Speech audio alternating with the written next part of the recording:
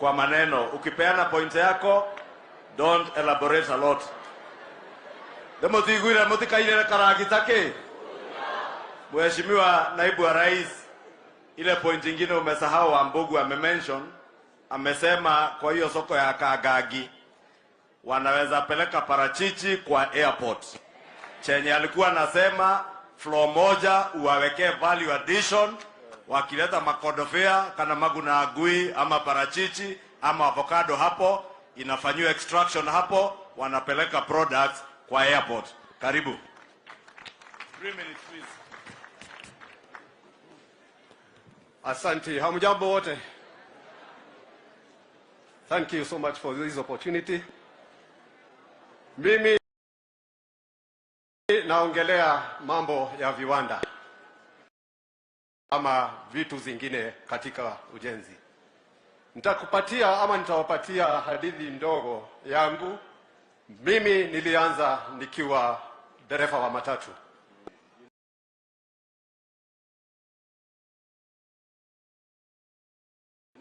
Nikaanza na kazi ya kuendesha. Kutoka hapo nikaingia katika biashara ya kuuza makaa, na kutoka hapo nikaingia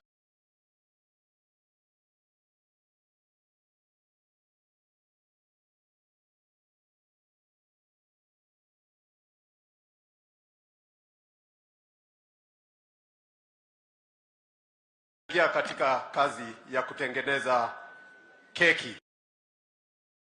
Tumeanza kikundi chenye tunaita Regional Manufacturers Alliance of Kenya, chenye tumeanzia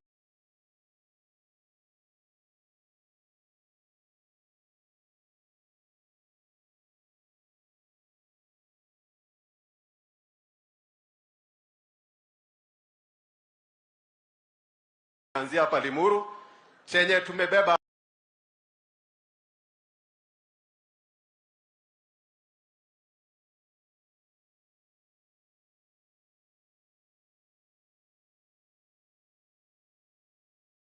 tusimame na wewe. Tunatengeneza keki pale ndani katika viwanda. Hii keki ndio inakuliwa na vijana kama KDF ama kama hii yenye inaitwa special coconut. In regard na vile watu wako, kama ni kijana na hujaoa, unapelekea mchumba wako hii na anakuja karibu na wewe. Kesho jioni utakuwa na bibi nyumbani. Tuko na watu wenye wanatengeneza viatu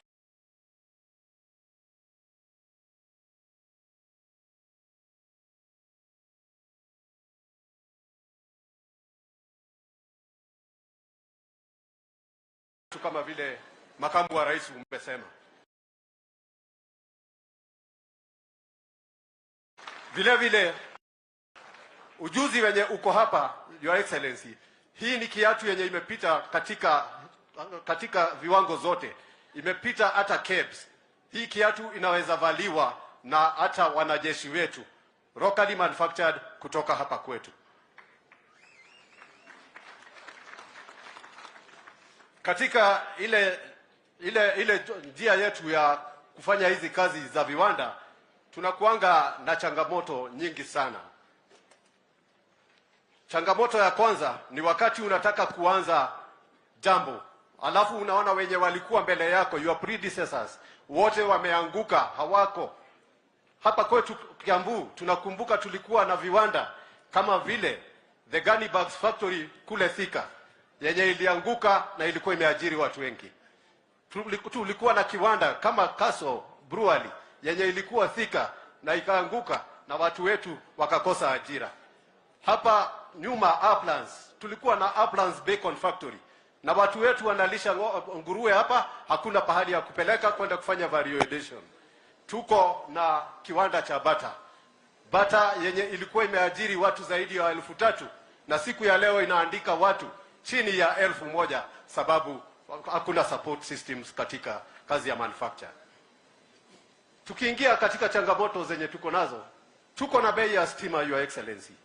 Hiyo imeenda juu, inatukalia sana, inatulalia, kila mtu anaelewa hiyo.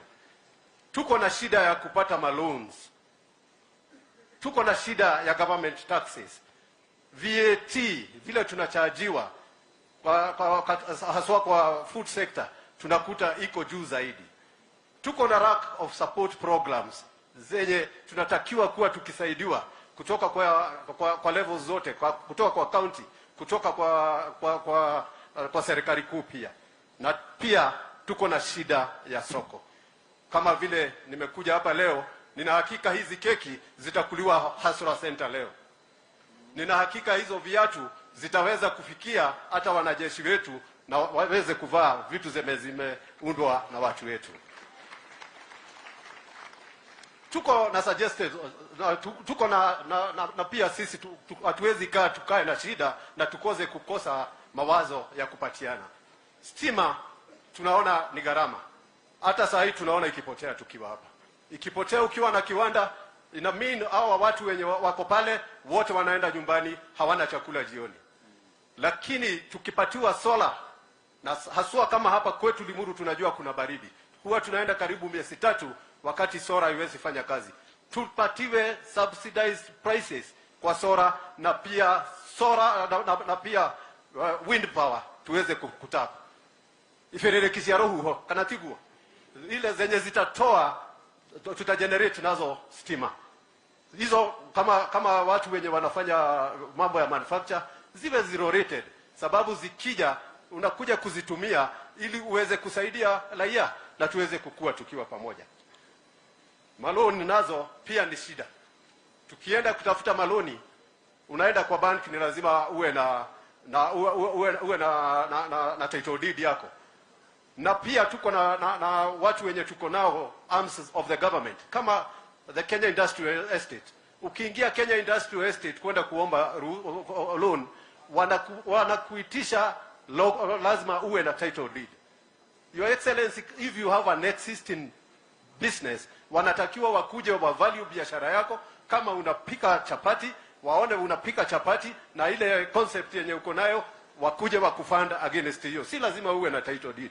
Hawa watu wengi, hata wengine wenye ni wachanga, wako na mawazo ya kukuza economy. Tuko na the local governments zenye tuko nazo na serikali yetu.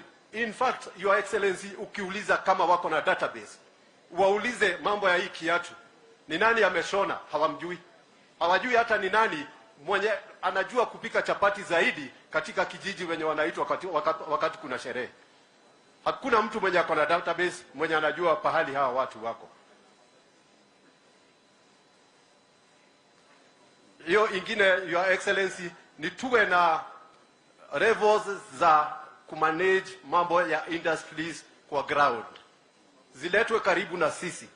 Ziwe at the sub-county level hata kama ni ya constituency. Na pia hata katika mijadala katika pale serikalini mwako, tupitishe katika national CDF waweze kufund hata viwanda, waweze kuwapatia pesa in return. Huyo mtu mwenye ako na kiwanda aweze kuajiri watu in collaboration with our TVETs.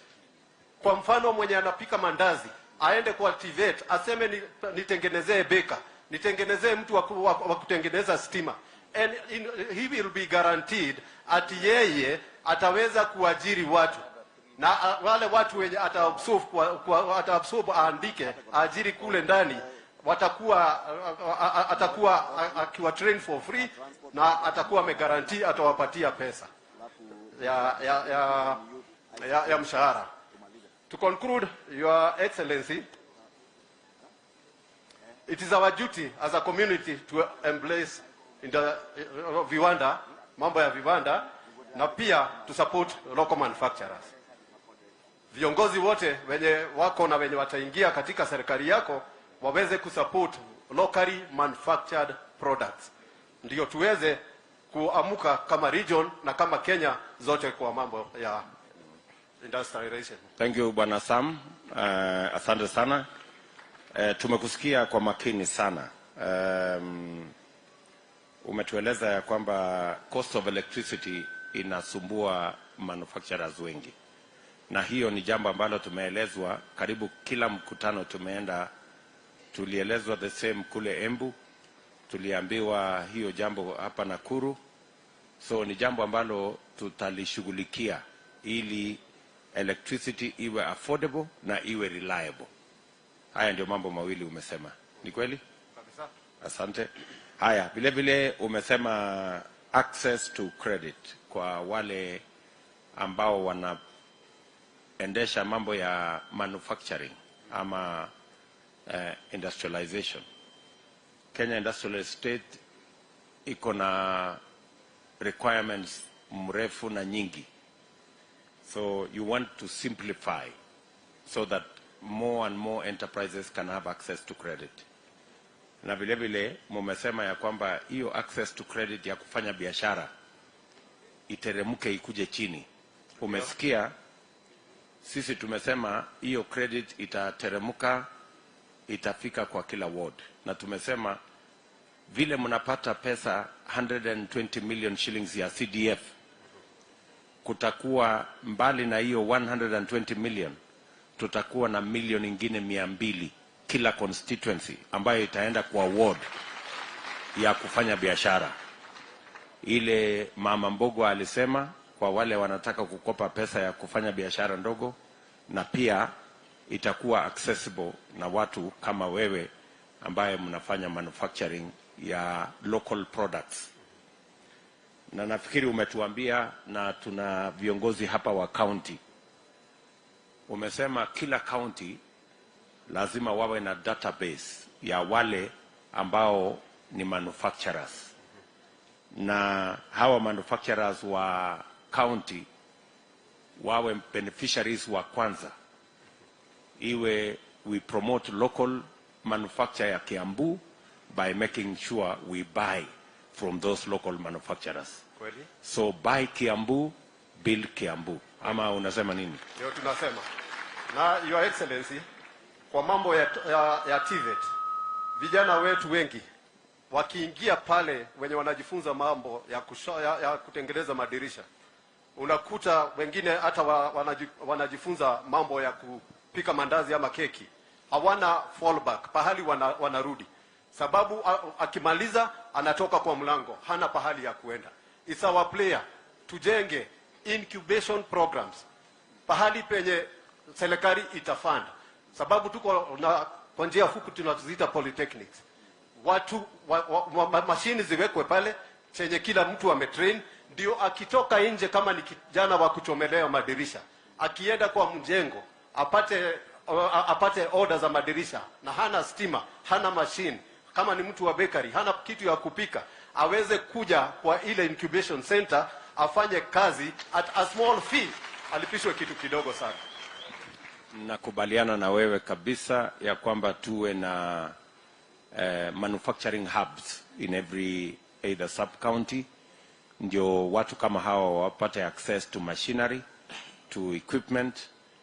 Wakati wanapanga kujinunulia zao, kuwe na ile wanaweza kulipia fee kidogo na waendeshe biashara yao kabisa. So tunakubaliana. Asante sana Bwana Dhuku. And the final one ni tuwe na manufacturers association katika kila sub county. Asante. Thank you, Sam. Next, we will have Jane Nyoko from Kabete on poultry and pig farming. Tafadhali nimewaomba wenye wote tumebaki dakika tatu. We had promised everybody here tutatoka hapa by saa 7, si ndio? Asante. Naomba niwasalimu. Hamjambo. Ninawakilisha jimbo la Kabete, sub county ya Kabete kwa ukulima wa kuku na nguruwe. Na ninafurahi ya kwamba ninaongelesha the chief hustler mwenye analisha kuku kama mimi. Na kwa hivyo hiyo ni biashara ya maana sana kwa sisi mahustlers. Si ndio? Nimekuwa kwa hii biashara kwa muda wa miaka 20. Ndio imekuwa kimaisha. Nimekuwa nikipeleka mayai yangu soko ya Wangige. Nilianza nikiwa na kuku 100. Leo hii niko na kuku wa mayai 2000. Tena niko na kuku wa nyama kama 1000. Na mimi pia niko na nguruwe kama 50. Unajua nguruwe unaenda ukiuza, haiwezi iweka, ikitosha unauza. Sasa beleni nilikuwa na kama 100, sasa hii niko na 50. na kwa hiyo nimeweza kuajiri watu kama 3, na mimi kama sijajihesabu nijikiweka hapo na familia yangu tuko watu kama 5 6 hivi. Kwa hivyo hiyo ni biashara yenye ajira, na ninasema inataka ienziwe kabisa. Nikikuja kwa changamoto, hata wewe uko sure, kwa sababu changamoto zenye tunapitia kama vile my sister alisema ni quality mbaya ya chakula. Unapata ya kwamba ile chakula tunapata kwa manufacturers haina ile madini inatakikana. Wanasema reason being ati raw materials wanatoa huko Uganda, zingine zinatoka Tanzania. Ndio tunajiuliza kwa nini hapa hatuwezi tengeneza ama hatuwezi inua wakulima wetu wapande hizo soya, wapande hiyo sunflower, ndio nayo bei ya chakula iende chini. Kwa nini mahindi itoke Tanzania na huko Rift Valley mahindi iko? Hata saa nyingine tunasikia inaozea huko kwa gardens. Kwa hivyo tungetaka wakulima wetu wa hizo bidhaa wainuliwe pia naye mkulima akatiwe cost yake ya kuku. Ingine ni kuku yenye tunapata ni ya kiwango ya chini sana. Unapata ile kuku unalisha saa nyingine hata ukichukua day 1 haifikishi hata day 10, unakuta labda hiyo juba yote imeaga. Kwa nini? Kwa sababu of raw genetic potentials. Tunataka hatcheries zetu ziangaliwe, tuongezewe hatcheries. Tunajiuliza sisi kama wakulima wa kuku, bona hata kuku vifaranga watolewe Uganda na tuko na uwezo hapa Kenya.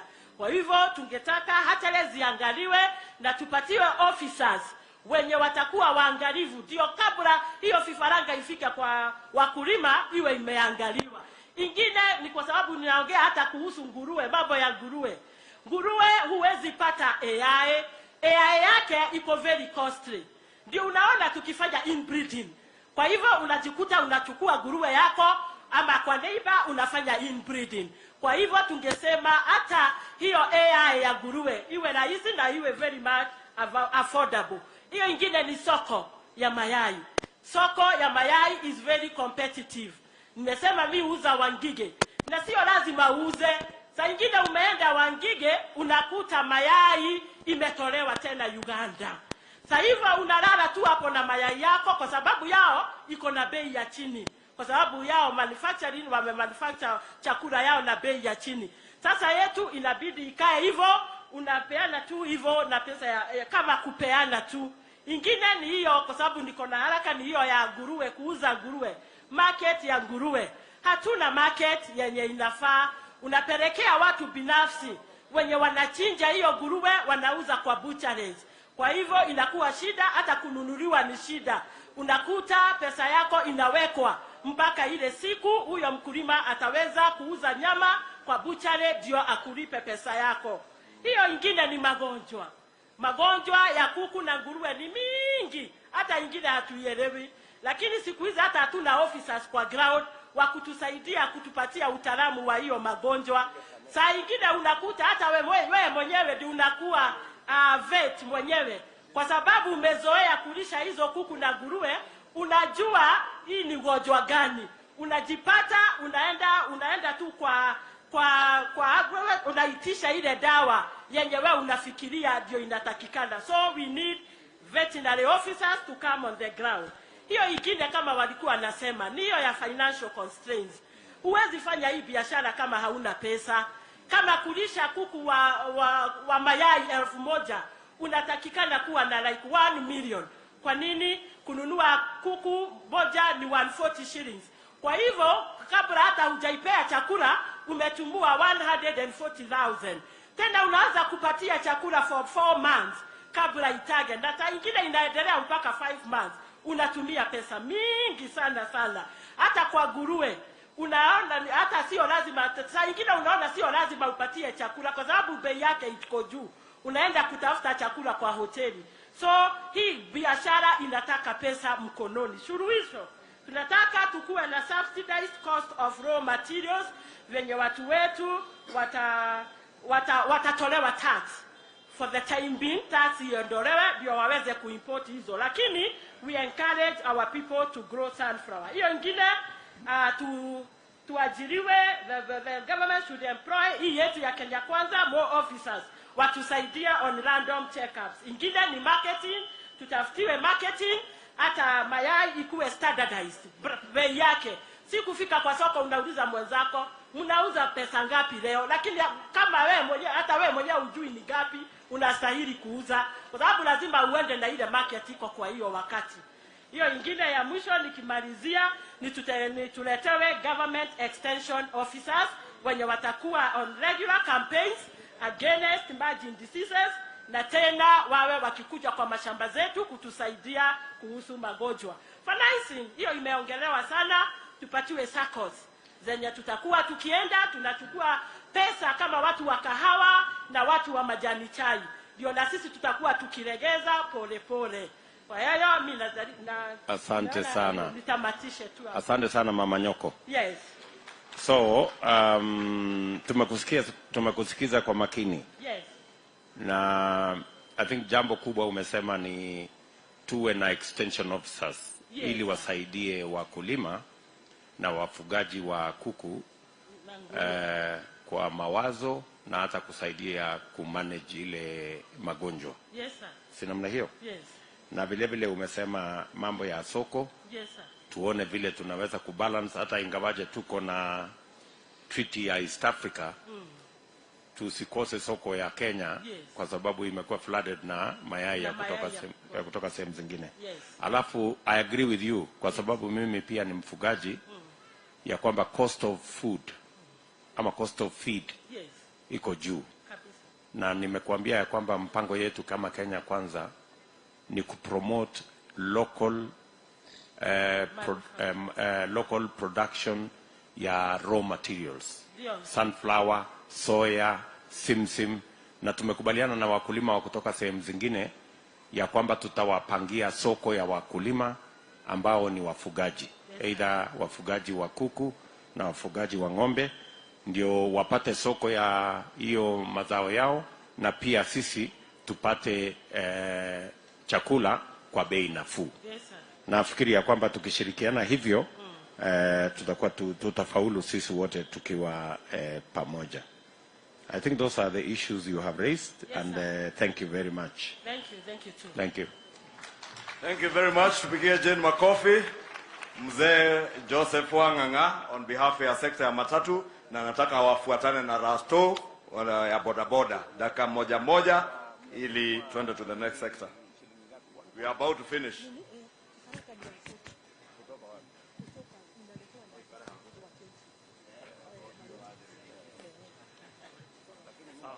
Amjambo. Kwa majina naitwa Rasto. Mimi ni kijana mwenye alisoma mpaka no school ahead juu ya kukosa school fees. Nimelelewa na mama kule kwa samba, nilikuwa nakula kahawa ndio afanye kazi. Lakini sikufa moyo, nilijikakamua, nikaanza kuhaso, nikaanza kuanza kufuna kahawa, nikatoka kwa kahawa, nikaingia kwa soko, nikauza sukuma na baiskeli, nilikuwa naendea kilomita mingi sana, nikangangana na sukuma, tukatoka kwa sukuma, mzee akatuletea motorbike. Motorbike saizi ndio tunatumia, which is kwa motorbike tuko na challenge mingi sana. Na ingawa sisi wana bodaboda, sisi ndio tumeinua uchumi wa hii nchi kabisa, lakini hatutambuliki. Hakuna mwenye anatutambua. So kwa motorbike tukianza na area yenye tunafanyia kazi, unakuta pale penye tunafanyia kazi hatuna mazingira mazuri. Hatuna ngojea customer akija umbebe, ukirudi kutoka kwenye umepeleka customer unasimama saidi ya barabara kunyora. Juu ile area hakuna pale unaweza jisaidia. So unakuta jua na mvua ni ya mtu wa bodaboda, na tutengeneza visawa na ili hali tunalipa kanjo. Your Excellency, ukikuja saidi ya watu wa bodaboda unakuta insurance inatufinyilia. Unakata insurance bei kali, ikifika kuangalia hakuna kitu yanakuangalia, ni ya bei kali, haitusaidii. Hiyo mtatuangalilia. Kuna licenses. Kuna watu wa bodaboda wanakuja, unatoka kwa shule anaingia kwa sekta juu license iko bei kali, bado hatapata wakati wa kwenda shule. So yeye ataingia kwa sekta, achape kazi, Mungu mbele. tukiingia kwa matibabu, wakati mtu wa boda amepata accident, unakuta familia yao wauze samba, tufanye harambee, tumtoe hospitali. Kwa nini? NHIF card hatuwezi afford, iko na bei kali, hiyo ni ya masonko. Watu wa boda ni hasara, hiyo hatuwezi afford. Tunakuja upande wa mazingira, bado tukifanya kazi, mtu wa boda ni yeye na Mungu. Ukiingia kwa sekta, kuna jamaa nguo za blue na zijui za red na zingine za blue, za yellow. Jamaa anatuharas kila wakati. Ukienda saidi kanjo ndio huyu. Ukienda saidi jamaa mwingine nguo ya blue. Serikali ya Kenya kwanza, mtatuangalia jamaa nguo ya blue sana. Wanatukalia. Ingine, Your Excellency, kuna empowerment. Mtu wa boda, hii Kenya sisi tunaonekananga kama wakora. Hakuna pale unaweza enda useme usaidiwe kaloni ama uchukue kaloni. Unaulizwa uko na title. Sasa utatoa wapi title na umetoka pale kwa mashamba, umesahasa umefika kaboda ni kaloni. So unakuta mtu wa boda hakuna pahali anaweza enda asaidike na ka soft loan hivi anunue boda. Sasa hizi tunahangaishwa na hawa watu wanaitwa watu. Unaenda pale ukiwa kijana, unachukua pikipiki, unaambiwa unawekelea 15,000, ukimaliza kulipa inakuja 260. Kwa ile process ya kulipa, ukilemewa tu kidogo, jamaa anakujia pikipiki wenyewe, na sasa hizo umelipa 180. Sasa wewe ni wewe na Mungu yako.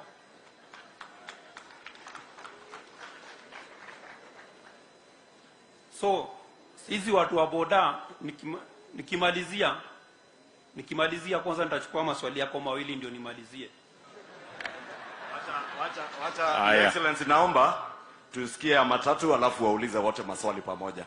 Cause ni sekta moja.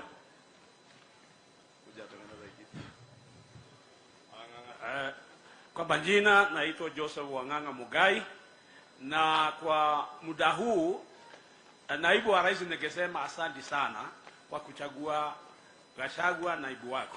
Gachagua namjua akiwa kijana mdogo, alikuja Limuru na nilikuwa naenda ofisi yake nikiwa mtu wa matatu chairman, tunaongea, na wakati alitoka Limuru hakukuwa na shida ya matatu. Asante sana vile ulifanya. Ulichagua Gachagua na mtu wa amani sana. Aliweka amani, alikuwa dio wa Limuru na alifanya maajabu huko na hakuwa na shida yoyote. Japo ningesema kwamba mimi ni mtu wa matatu kutoka zamani. Nikiwa mtu mdogo nimefanya miaka 42. Watu wengi hawa hawakuwa wamezaliwa. Jambo la kwanza ni kusema kwamba sisi watu wa matatu ndio tunabeba watu na mizigo yao. Na hata nyinyi mlikuja na matatu. Sisi ndio tunafanya. Na Kiambu mzima nimechaguliwa nikiwa chairman wa Kiambu mzima. Na ni asante kwa sababu hii mambo umeweka, nilikuwa natafuta vile tutaongea na wewe. Kwa sababu Kiambu mzima kuna sub county 12 na nimesimamia sub county 12, kila sub county iko na chairman wake. Kwa hivyo nimesimamia chairman 12 wamesimamia sub county 12, na nilikuwa nataka kuwalete wote kwako, nikakosa nafasi. Napelekwa hivi, lakini sasa tuko na wewe. Mungu ni mkubwa, tuko na wewe sasa. Kwa hivyo tunabeba watu na mizigo yao na watu, lakini watu wa matatu ni wazuri sana. Kwa busback sisi tunafanya kazi na mama boga, tunasaidiana na wanawake, tumewajiri vijana, na wale wanapika chai kado yetu wanategemea sisi, na tunawanunulia na tunaleta watu wengi wanakuwa kwa sababu ya matatu. Nikitaka kusema kwamba matatu iko na shida nyingi sana, na ndivyo tulikuwa tunataka kukuona, kwa sababu wewe ndio utatuinua, kwa sababu tumelaliwa kabisa watu wa matatu. Hapo ningetaka kusema mafuta yamepanda, na yamepanda, kila mtu hapa ana gari na anapata shida. Kuna wengine wameweka magari yao nyumbani. Ni kweli si kweli? Wengi wameweka, na watu wa matatu kuna wengine wameweka magari. Ikiwa hawajaweka bei, wameweka bei. Kwa hivyo mwananchi ana shida ya kutembea kwa sababu bei ni kubwa kwa sababu ya petroli. Shida nyingine ni harassment, na hiyo imesemwa ni mwenzangu alikuwa hapa. Hiyo iko sana, ukienda hivi unashikwa, ukienda hivi unasimamishwa, unaitishwa, lakini tunaendelea tu na shida hizo. Jambo lingine ni license. License iko kali sana ya matatu. Unakuwa dereva akiwa anataka barua, anaenda kwa shida nyingi, baji nini, mambo mengi ya serikali. Kwa hivyo mambo hayo wengi tungetaka utuangalilie. Check unit, magari yetu inafanywa checking. Watu wanaenda Nairobi, tunajazana huko, tunakaa. Wengine wanaenda mpaka Ebu, wengine wanaenda Machakos. Tafadhali tungekuomba ukiingia serikali ya Kenya Kwanza, kila inch au kila sub county au iwe na check unit yao. Hatuwezi kuwa ati tunaenda mpaka Ebu, wengine wanaenda Machakos, wengine wanaenda Nairobi, tunasita huko kutoka asubuhi, unaambiwa kuja kesho. Tupoteza muda mrefu sana. Kwa hivyo check unit tuangalilie tafadhali. Jambo lingine, mambo ya petroli inaendelea.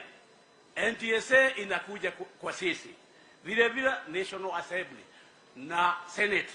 Tungekuuliza kwa petrol, kwa sababu sisi ndio tunatumia petrol, tuwe na mtu wetu hapo. Utuchagulie mtu wetu hapo. Ili ikiongezwa anaongea juu yetu. Hatuna mtu wa kutuongeleza, inaongezwa kila Thursday. Tunajua kesho tutakuta petroli imeongezwa. Thursday inaongezwa. Hata watu wengine wanashindwa. Iliongezwa mwezi uliopita, sasa imeongezwa. Tungekuwa na mtu wetu hapo, angesema leo hakuna, watu hawa wamepata shida. Jambo lingine ni NTSA. NTSA imeongeza mambo mengi kwa magari. Ikiwa unaleta gari kutoka ng'ambo, shida. Ikiwa ni gari ina jambo lingine, shida. Kwa hivyo tungetaka utuangalilie kabisa. Jambo lingine, sisi tunataka kutolewa kwa barabara. Unaona BRT imekuja na sisi tunaondoka. Sisi tusipoangaliwa tutakula home. Hiyo magari inakuja itamaliza kwanza Kiambu. Unajua matatu ya ile inabeba Nairobi sana yote imetoka Kiambu. Kikuyu, Kiambu, Thika yote ndio ya watu wa Kiambu. Kwa hivyo watu wa Kiambu waangaliwe, wasimalizwe. Kwa hivyo BRT iangaliwe. Jambo lingine ni National Assembly. Ndio kunafanywa sheria. Sheria ni lazima utufanye unominate watu wawili au watatu. Kwa sababu tusipokuwa na mtu wa kutuangalilia au kututetea huko, tunakwisha. Kwa hivyo tafadhali utuangalilie. Jambo lingine ni barabara. Nimesikia watu wakiongea juu ya barabara. Rally sub county mkubwa huko anaitwa Mungai. Wakati tunaenda kwa mkutano, rally haina rami. Ile imetoka wapi? Roiro kwenda rally. Leo hakuna kupitika hiyo njia, na mama mmoja alisema namna hiyo. Na upande wa Gatodu North hakuna barabara. Tafadhali tuangalie. Na jambo lingine, hiyo mambo ingine yote ni sawa na barabara kutoka Raini kuenda Kiambu itengenezwe tafadhali. Asante sana Wang'ang'a.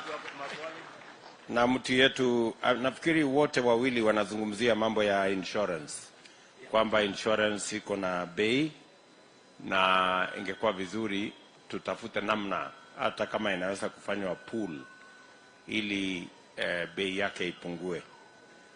Mumesema vile vile mnataka mahali pazuri pa kuendesha biashara yenu, hasa watu wa bodaboda. Si namna hiyo? Mnasema mnakaa mahali hakuna facility, na nafikiri ya kwamba nimeona structures county wamejenga, lakini hizo expense hata sio za county. Hiyo ni ya tunashukuru waheshimiwa akina Gadoni, akina Gavana Kapogo, kidogo. Yes. Kabanda ka futi ndogo tu. So mngependa a proper facility. Shade nzuri kila pahali kuwe na shade. Very good. Alafu pia mmesema loan facility. Inatakikana mnalipa saa hizi mpaka 260,000. Ukimaliza kulipa. Kama ingewezekana kuwe na facility managed by a sacco. Exactly. Ili msilipishwe pesa nyingi. Vile tumesema mambo ya credit kwa all the sectors tutaichunguza. Mumesema ya kwamba BRT ina threaten biashara ya watu wa matatu, si ndio bwana Wang'ang'a? Hiyo ni kweli, kwa sababu ikija inatuondoa njia, inatembea peke yake, sisi tunafinyana kwa barabara. Kwa hivyo tungetaka kuangalia isije ikamaliza, na hiyo BRT ni matajiri, si watu hohe hasura, hakuna ni matajiri watu na hiyo gari. So ungependa kuwe na usawa, wanyonge na wakubwa wawe sawa. Tunakubaliana. Alafu pia mngependa kujumuishwa katika mahali ambapo sheria inatengenezwa. Kwa sababu sasa umejua Kiambu, hujasikia Kiambu imegoma. Kwa sababu jambo likija tunakutana hiyo sub county wote tunaongea. Na hakuna kugoma na kupigilia serikali, kwa sababu tunaongea kwa jina moja. Asante. So tumetangaza kama chama kwamba wale wanataka kuwa nominated wa apply. Pengine utawaambia watu wako wa matatu wa apply, ndio tuone kama tunaweza kuwapatia nafasi, aidha kama bunge la Kiambu ama bunge la kitaifa ama bunge la Senate. Mtafanya hivyo? Tutafanya hivyo, lakini ujue mikato kama vile nilikuwa nataka kukuona, ningekuwa na isipa kuona leo.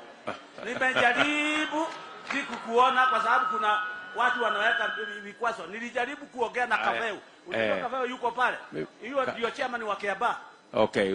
Nilijaribu lakini akaniambia huwezi ona yeye. Huyo Kaveu nilienda kwake. Ulienda wakati ulienda kwake nilikuwa nataka kukuona. Lakini akaniambia. Haya, wasa wewe Kimani, sasa wewe wacha utatafuta hiyo network alafu tuonane na hao watu ya matatu. Asante sana. Thank you very much, gentlemen. Na nikimalizia, sisi watu wa bodaboda tuna imani ya kwamba serikali ya Kenya Kwanza itatuchunga, haitafika bali tuitwe wakora na terroristi tena. Asante. Hiyo ni kabisa. Next ni Jacinta on behalf of PWDs.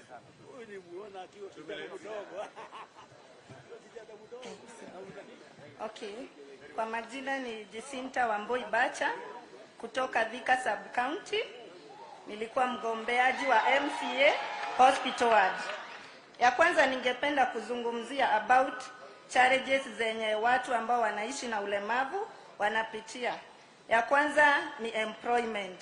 Tunapokuja kuomba kazi kwa private sector, sometimes wanatuangalia physical appearance, wanatujudge badala ya kuangalia makaratasi. So tungependa rais wetu wa 5 ukiingia mwezi wa 8 tarehe 9 utuangalie sana mambo ya employment. Aya sana ningependa kuongelelea mambo ya health sector. Health sector ni about NHIF ikuwe free kwa kila mtu ambaye anaishi na ulemavu, na assessment kwa each and every hospital za public ikuwe ni free, maana huwa tunalipishwa 1500 na sometimes mtu kule is 1500 ni changamoto. Another thing ningependa kuongelelea vocational training. Hizo ni kama wenye hawashiki masomo haraka, sometimes wanaweza benefit na skills kama ushonaji wa nguo, kutengeneza viatu kama hiyo umepatiwa hapo, utengenezaji wa necklace na vikapu. So tungependa zikuwe mingi. Thika kuna moja, lakini tungependa each and every county ikuwe na vocational training ya watu ambao wanaishi na ulemavu. Kitu ambayo pia ningependa kumalizia nayo because of time ni request. Hatujai kuwa na CS ama PS ambaye anaishi na ulemavu. Ningependa hii serikali yako, rais wetu wa 5, kuna watu ambao wanaishi na ulemavu wamesoma. Ningependa utupatie CS mmoja na PS. Tuna watu kama Maura wamesoma na Sankok na wengine wao. So kwa niaba ya walemavu milioni 6 tunasema ni asanti. God bless you. Tunashukuru sana Wangeshi. Tayari unaona Mwaura ni nominated senator, yule Sankok ni nominated MP, so hatujawasahau sana, lakini tutaona vile ya kuongezea ndio muweze kushiriki katika uongozi muweze kushiriki katika uongozi wa taifa letu la Kenya. Nakubaliana na wewe ya kwamba hata ingawaje kwa sasa tumesema wale watu wanaishi na ulemavu wapate msaada wa serikali, NHIF walipiwe, pia wapate ile stipend ya kila mwezi. Mimi najua ya kwamba hiyo stipend saa zingine inachelewa, inangojewa miezi miwili mitatu, saa zingine miezi minne. Sisi tumesema ya kwamba katika serikali ya Kenya Kwanza, walemavu, watu wanao wale wazee pamoja na mayatima ambao wako katika program yetu watalipiwa stipend yao kabla ya mishahara ya wale ambao ni watu wako na uwezo kulipwa mishahara. We are going to make sure that the stipend going to the vulnerable is paid ahead of any salaries that are paid, because they are more deserving than the rest of us. Alafu mwisho tutashughulika na hiyo umesema mambo ya employment. Maybe we will want to work on the law so that it is not discriminatory and it becomes sometimes mandatory for people to be considered people living with disability. Asante sana. Asante. Thank you very much, Your Excellency. The last group, na mutatuia radhi sababu ya masaa, naona imebakisha dakika 12 ifike saa 7. We have the last group of Brian and Daniel on ICT, Youth and Sports. Please allow us hawa wakuwe wa mwisho kuongea. Tuko na Kangara GN who was also to speak on youth, Mwangi on cooperatives and circles, Gideon Kahwai, Mwangi from Larry, Gideon Kahwai on the creative industry from Ruiru, Mr. Gisharu on the education sector from Githongori. We had James Pasha on milk processing, and Mr. Nyakundi from Kikuyu on value addition, environment and talent academy. Tafadhali hao wote nimetaja, tupatieni your written memorandums hapa ili hawa vijana wetu they speak to us on behalf of the youth, ICT and sports sababu ya masaa. Githeti guo tukinyie hau nigetha tutigathie muno, tutigathukie mathaa tureranite andu a Kiambu, turi andu a kwiyethera, tuke rucini turikie na thaa 9 tukorwo micii tugikama. Karibu.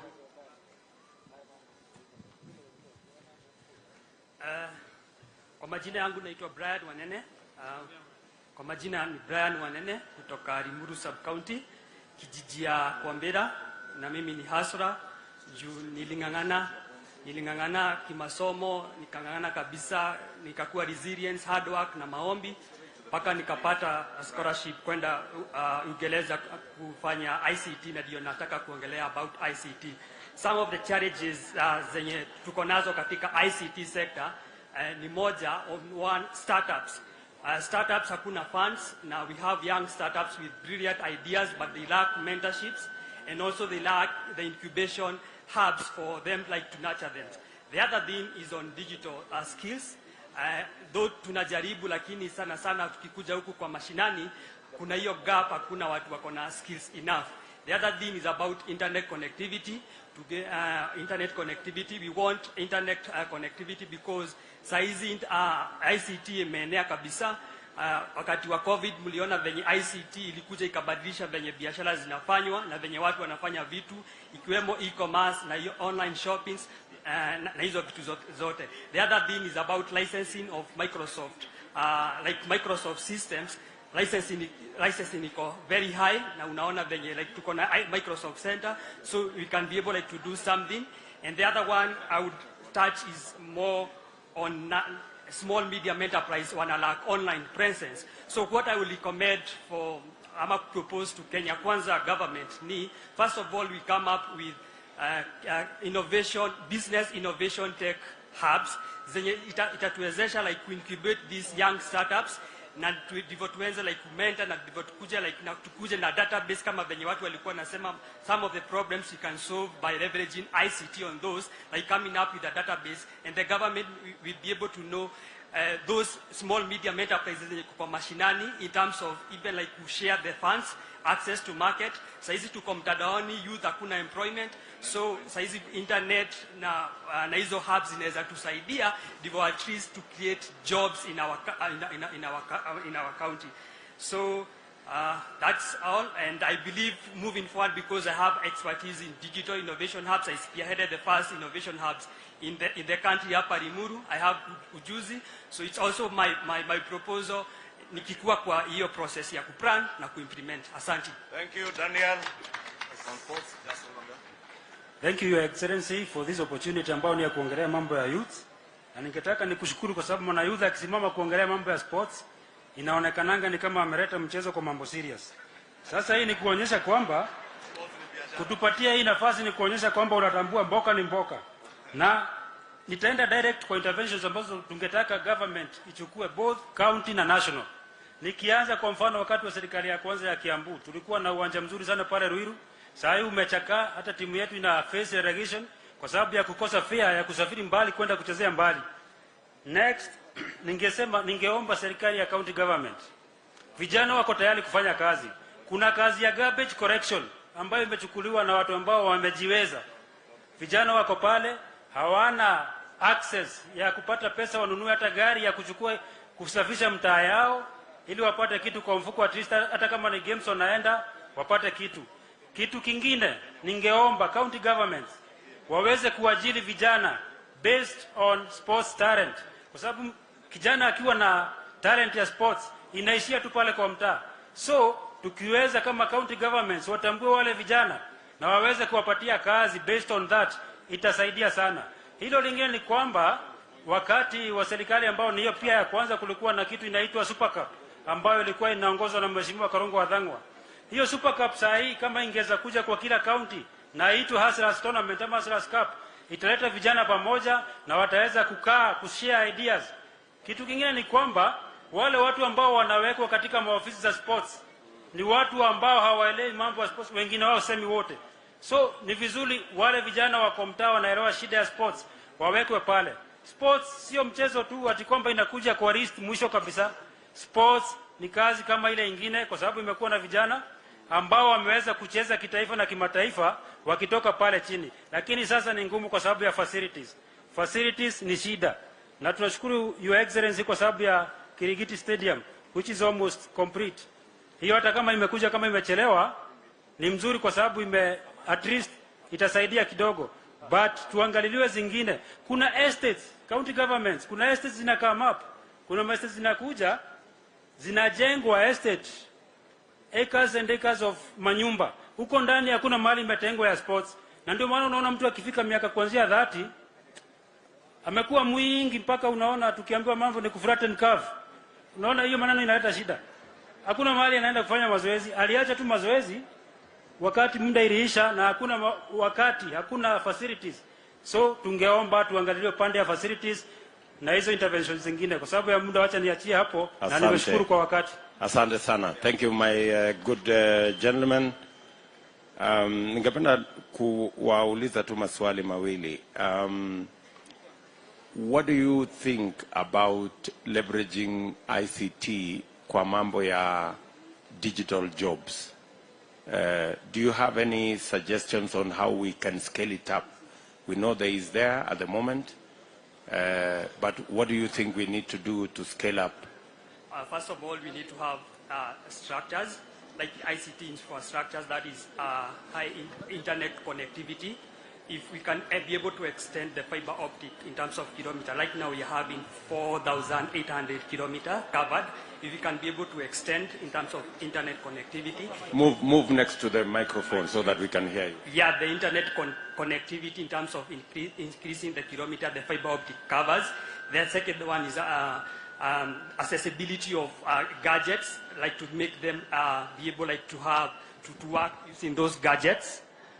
The other one is about now digital inclusivity. Some of our youths, especially those who are at grassroots, they doesn't have enough digital skills. So when we come up with digital innovation hubs, we can be able to have trainings on them, and also we can also partner with TVETs in such areas.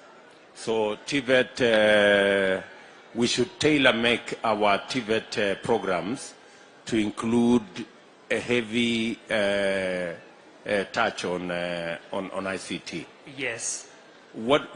There are youth centers in every constituency. What do you think of them? Are you aware? Yes. And I thought we had connected Wi-Fi to those youth centers. Are they useful, or how can they be improved? Actually, I was the one who spearheaded the first pilot project in Limuru.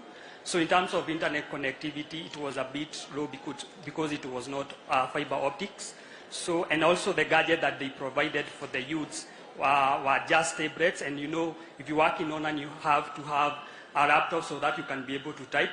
So it was not as much efficient, but if you can be able to see those challenges and be able to come up with a hybrid of those, it will make a lot of sense. So you're saying we should station more of those hubs along the backbone of the fiber optic. Yes. It will give us much more, a better return. Yeah, the impact. A bigger impact. Yes, and also the other part on another sector is about now the startups, because you have brilliant students, brilliant people, young people who have ideas, but they lack mentorship, and also they lack funds, and also the direction. You can be able to have them incubated from ideation. They are being guided up to scaling, and also be able to come up with maybe innovation business competition annually, and be able to link them with international investors and also the local investors. It will make a lot of sense. Very good. Lastly, what do you think is the impact of digital jobs? How realistic is it? And on average, what do you think the people working on that space, how much money do they make? Do you have any idea? Yes, it's a good job actually, because most of the graduates who are disappointed because they don't have jobs, they have gone to working online. And if you are resilient enough and you work hard, approximately you can earn even 500 per day. That is the minimum, because I worked online when I was at campus, and I could I was doing academic writing, and one page I was being paid 200 Kenyan shillings, and per day you could even do five pages on research and earn more. Okay. Yes. So what do you think we should do to scale up those online jobs? I think it's to support the ecosystem around digital works, like online work, to support and come up with better policies, where even we don't, right now we have been imposed the tax, so we can make it you can leverage even on the tax and also support the ecosystem around working online and make it more of legal. Okay. Yeah. Okay. Thank you very much. I think we need a conversation. Yeah. And I think our team, Mwaura, let us have a wider conversation with this good man. I think we can benefit from his insights. Thank you very much, the gentleman, Brian, and my good brother there, Asanteni sana. Thank you very much. Asante sana, tuwapigie makofi. I think, Your Excellency, tutamatishe hapo kwa wasemaji ambao tulikuwa tumetayarisha, na tumeuliza wale wengine wengi kwa heshima ambao tulikuwa tumetayarisha watupe written memoranda ili tuweze kuconsider zote. Your Excellency, the Deputy President, tumesikia Kiambu tuko na resource ya kutosha, especially human resource and the expertise and skills that we have, right from our young people, our sports and youth and ICT, to Benson na ukulima. Na najua sisi wote pia tumesoma kitu leo. Najua mimi na Mheshimiwa Gachagua leo ndio tumejua magunagui kana makorofea inaitwa parachichi. Gachagua kwao wanaita makodofea, guito na kwa tumetaka magunagui, Leo tumejua na Kiswahili inaitwa parachichi, na Moses Kuria na Kabogo wamejua kutoka kwa Rasto kunyora ni nini. Kana Kuria leo koe, leo dogo shoka Google ya ugaga. Kagua unasema kunyora, sio hiyo ingine unasemanga. None alaho no kilele utodo. Kwa heshima, sababu ya masaa, nitauliza kwa heshima wale aspirants wetu wote wa Kenya Kwanza, wa UDA, tuweze kusimama juu, wa MCA aspirants from all our 60 wards. UDA aspirants tusimame. Tafadhali tuwapigie makofi, hao ni wa UDA.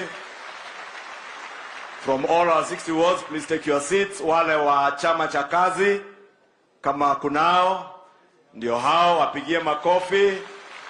Kuna wale wa chama cha Tujibebe, wasimame. Wa MCA aspirants, tuwapigie makofi. Wa ANC, kama kunae. Ford Kenya, tuwapigie makofi. Asante, hao ndio MCA aspirants wetu wote. Kwa heshima pia niombe wale ambao ni aspirants wa viti za ubunge za Kiambu wa Kenya Kwanza wote pia tuweze kuinuka. Labda mnaweza kuja hapa tutaje jina tu ili watu wawaone. Jina peke yake sio hotuba. Leo ilikuwa ni siku ya kusikiza. Na kithe tutiathikiriria ndoya tukita guthikiriria. Leo nao tumenyerete kwaria omothe tuthikiririe jina tu na constituency yako. Mimi naitwa Mashua Waidhaka kutoka Kiambu Town constituency.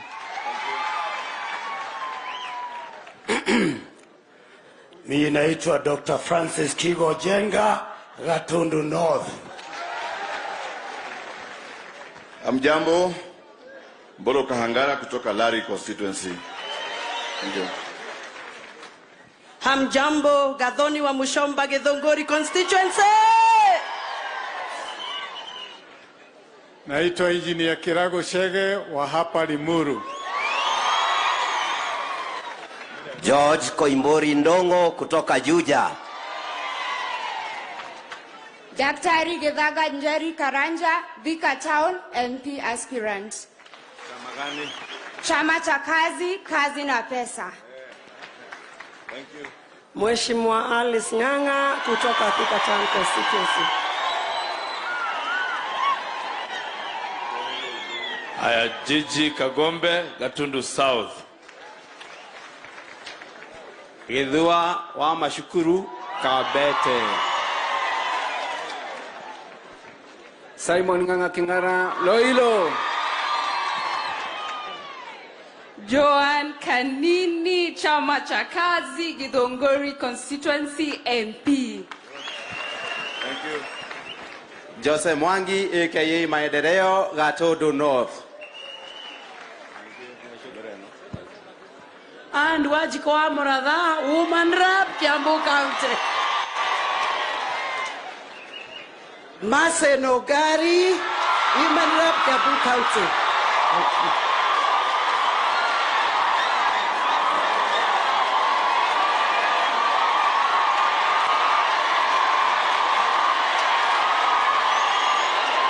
Asante. Karongo wa Dhangwa, Senator, Kiambu County. Haya, na niyeje tawo kemanua hizo kwa kuma kekagoyo.